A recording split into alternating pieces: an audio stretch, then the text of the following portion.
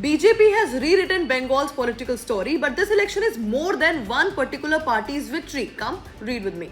Now, this newspaper article talks about election results in 4 Indian states: West Bengal, Tamil Nadu, Kerala, and Assam. But the bigger lesson is not about who won, it is about how Indian democracy works differently in each region. Let us talk about why are these state elections important. See, India is a federal country, we all know that, which means power is divided between the central and the state government. Now, state governments handle many daily life issues like the education, health, law and order, agriculture, local infrastructure. So, state elections decide who will manage all these responsibilities.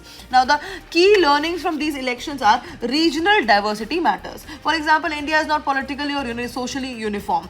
Different states vote based on different priorities. In some states, development and welfare matter more. In some states, regional identity and local leadership matter more. For example, West Bengal showed importance of strong regional identity. Tamil Nadu reflected long-standing regional political culture. Kerala highlighted welfare and governance-based voting, and Assam showed role of identity, development, and regional concerns. Now, this tells us Indian democracy is highly diverse. Second is the regional parties remain strong. Now, even though national parties are powerful, regional parties still matter a lot. Why? Because regional parties often understand local issues better, such as language concerns, local culture concerns, farmers' issues, state-specific welfare demands, and all this strengthens the cooperative federalism. Third, voters are becoming more aware. Now, people do not vote based only on slogans. Voters increasingly look at the welfare delivery, the governance quality, leadership credibility, and local performance as well. This shows political maturity in the democracy. Now, there are multiple dimensions of this news.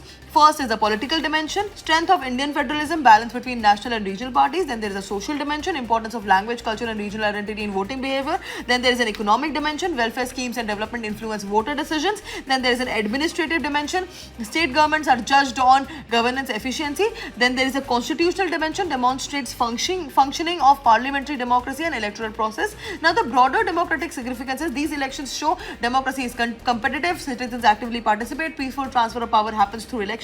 This strengthens the trust in institutions like the Election Commission of India, judiciary, and constitutional framework. This becomes highly relevant for UPSC GS paper 2, federalism, electoral democracy, regional parties in India, governance and accountability, GS paper 1, regionalism, diversity in India, and for essay topics also this becomes highly important. And that is it for today. Thank you for watching.